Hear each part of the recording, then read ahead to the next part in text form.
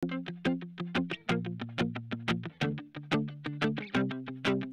las het deze week op het internet. Niet dat ik het wou, want normaal geloof ik niks van het internet. Maar ik dacht aan jou. 5 signalen om te achterhalen of het halve liefde is. Nu kan ik niet ontkennen dat ik twijfels heb als je naast me ligt. Want elke keer als ik je vraag wat je wil van mij, zeg je niks meer, je laat het open. Het is erop of eronder, nu of nooit. We hebben zoveel tijd al weggegooid. Is het beter hier of beter dat je gaat?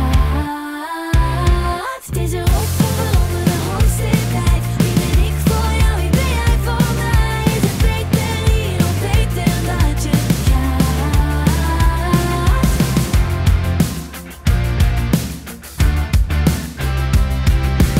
Alles wat ik had heb ik ingezet, omdat ik het wou.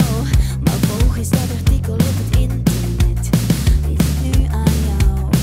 Met andere woorden, ik weet wat ik hoorde en jij weet wat je zei.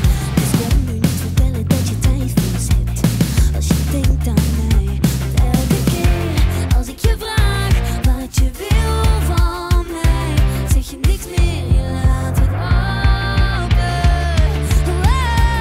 Het is erop of eronder, nu of nooit. We hebben zoveel tijd al weggegooid. Is het beter hier of beter dat je gaat? Het is erop of eronder, de hoogste tijd. Wie ben ik voor jou, wie ben jij voor mij? Is het beter hier of beter dat je gaat? Geef mij alles of niks, alles of niks, alles of niks. Geef mij alles of niks, alles of niks, oh.